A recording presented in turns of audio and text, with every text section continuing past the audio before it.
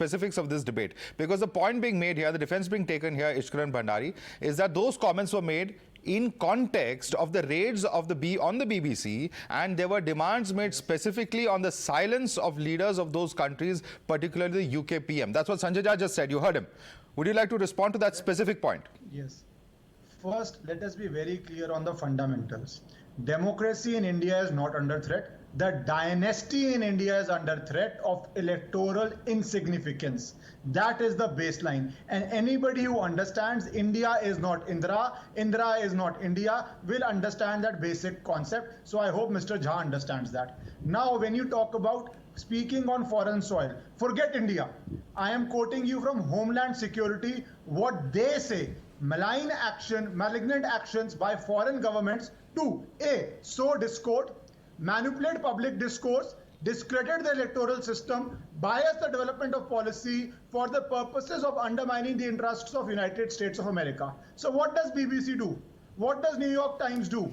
Which US, if it happened in itself, would define it as a threat to its homeland security. That we should be very clear about. Now let's come to what Mr. Rahul Gandhi is trying to do. Is this in isolation, or is this to be seen with what Mr. Manishankar Iyer says when he goes to Pakistan? Inhe hatao, hame leke aao. That mindset where you go complaining is something to be seen by the people. And one last point I would want to make. Madhav, when you are in a formal place, when you are in an important, prestigious place, you dress up very formally. You have come to do the debate, you are dressed up formally in Indian or Western wear. But see Rahul Gandhi, when he comes to parliament, how he dresses up as if he's going to a park for a stroll. But when he goes to the country of Her Majesty or His Majesty, see how he dresses up as if it's an Italian photo shoot. That, if you don't understand the fundamental difference in thinking and what you take seriously, that is the reason why Amethi, his own pocket bureau, rejected him. Okay, I'm going to allow that. Suman Siraman. Suman Siraman, is the attire to be taken lightly? Doesn't it display an attitude? Is a question Ishkaran is asking. Please respond to him. No. Yeah, Madhav, he's not wearing a monogrammed suit with his name on it, but let's not get into that. Now, my point, Madhav, is it's a simple question. A little child knows that the purpose... One second, sir. One second. Okay, let him make his point. You've asked a question now. In all fairness, let him make his point. Listen to the response. Yeah. Madhav, the point is very simple.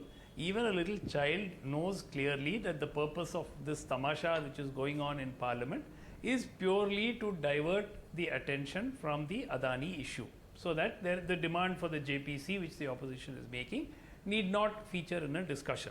Now, how better can you prove that Rahul Gandhi is right than by denying him an opportunity to speak in the Parliament? After all, he is a member of Parliament. These charges have been made against him, including on the floor of the House, by ministers of the government, and he will not be given an opportunity to defend himself? Amazing. I mean, that itself is more than enough proof that what he is saying is right. Okay. Now, what better way? I mean, but what about the way I can think of is to slap sedition charges. What about the U-turn in 51 hours, sir? What about the U-turn in 51 hours? Erosion of democracy. Was there no U-turn in 51 hours according to you? No. Is there not change in position? No, there was no U-turn. When he first says US and EU should intervene, and then he comes out publicly to say this is an internal issue of India, isn't that a U-turn? There are two very, very diametrically opposite positions that have been taken by Mr. Gandhi. He did not say, I would like the UK and the US and the EU to intervene. He did not say. He said they're being oblivious. Of course he said that. In which world are you living, Suman Siraman? He said they're being oblivious. Oblivious. To what? I'm sorry, 1 minute. Can I finish? Why? Okay, this lady is going to heckle. We can't speak. No, 1 minute. I'm not heckling you. And this lady has a name. This lady has a name. So stop being disrespectful. He used the term. Please.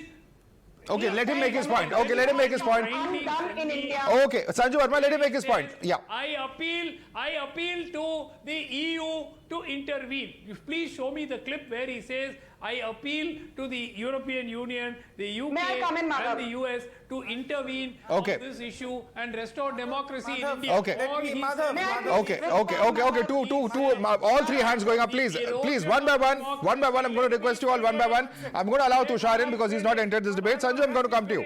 Tushar, I want Tushar to come in now. Tushar, you asked a question, Suman C. Raman. Now listen to the response. Tushar Gupta, please, you've asked a question. Now listen to the response. Yes. Sri Raman, I haven't finished my sentence. Sir, you asked a question. Show me the response. Now let him respond to you. pretending as if he lives under a rock. I am not.